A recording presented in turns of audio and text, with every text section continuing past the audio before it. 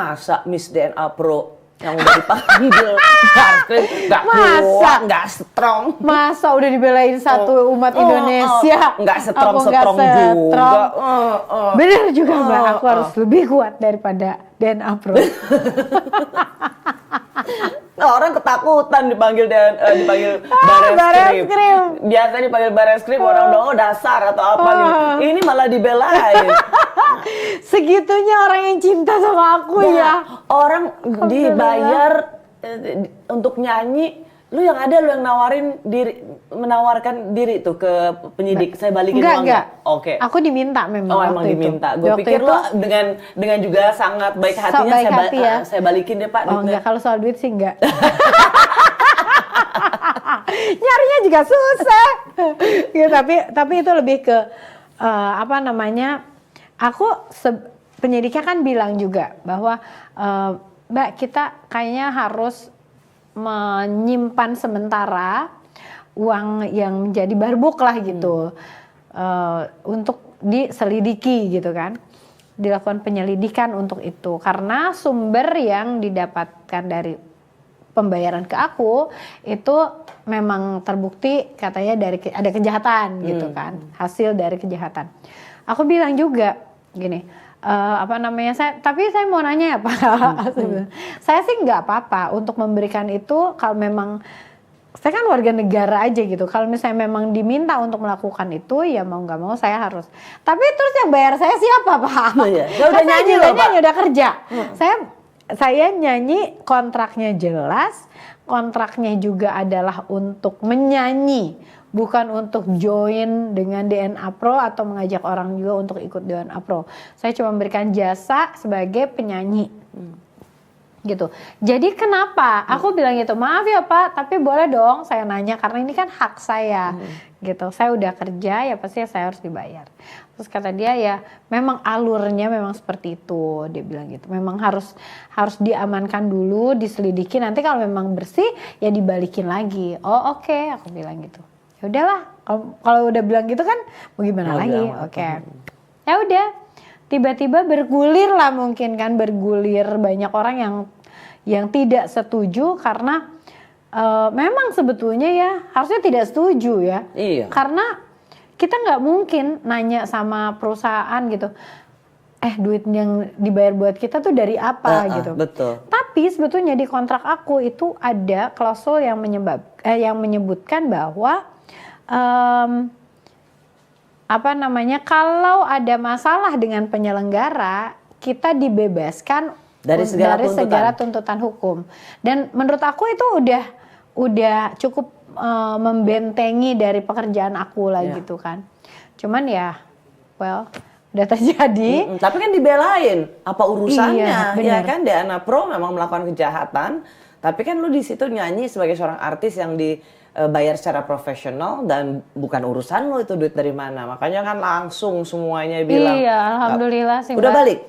Udah, dan baiknya kan? gini, gak sempat. Jadi memang Bareskrim juga cepat untuk menyadari dan juga menyimpulkan bahwa setelah mempelajari data-data aku memang bersih, tidak ada indikasi bahwa aku ikut serta dalam kegiatannya DNA Pro selain yang sebagai performer. Jadi ditelepon juga, ya aku appreciate juga terhadap itu. Terus udah gitu ditelepon juga, dibilangin bahwa tidak perlu untuk melanjutkan penyidikan dan juga tidak perlu untuk mengembalikan uang. Jadi aku juga bilang terima kasih lah. Wow. Tapi lu sempat shock gak sih waktu dipanggil gitu? Shock dong. Kayak, aduh, duitnya udah gue pakai jajan.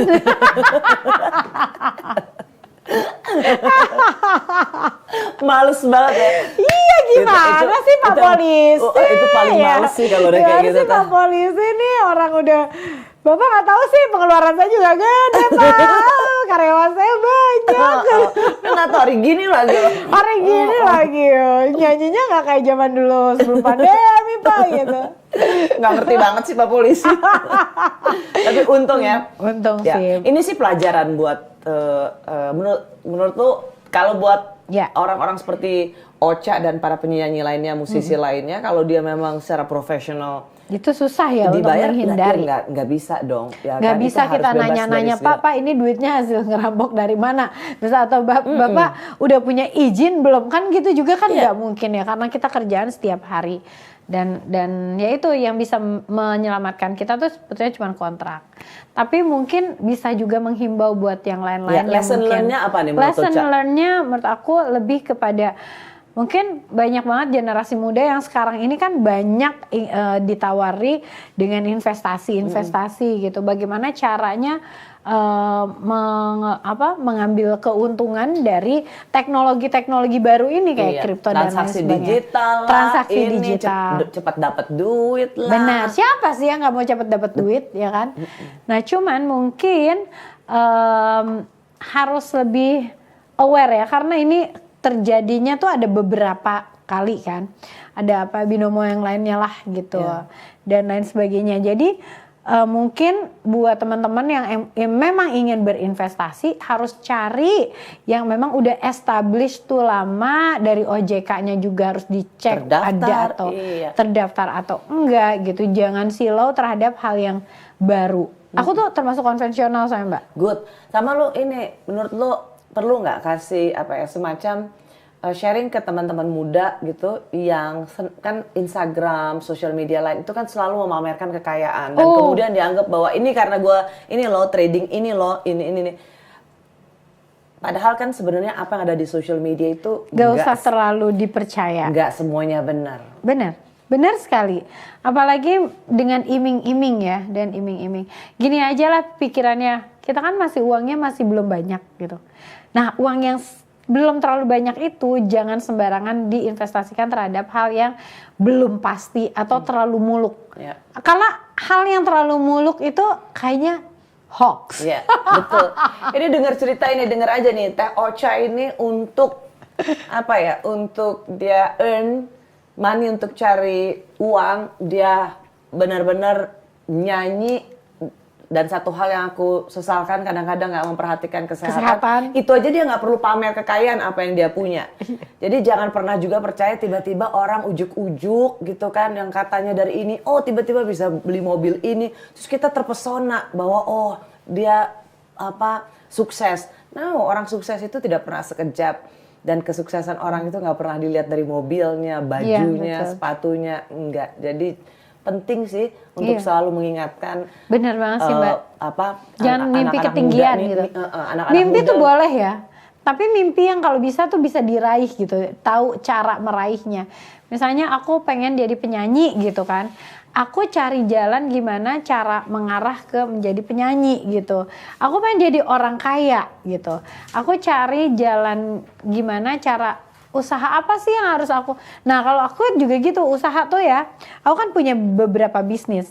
Nah bisnis itu tuh aku selalu mikir kayak aku nggak mau tiba-tiba jebret gede. Karena mungkin itu terjadi, tiba-tiba disuntik sama investor gede gitu, mungkin banget.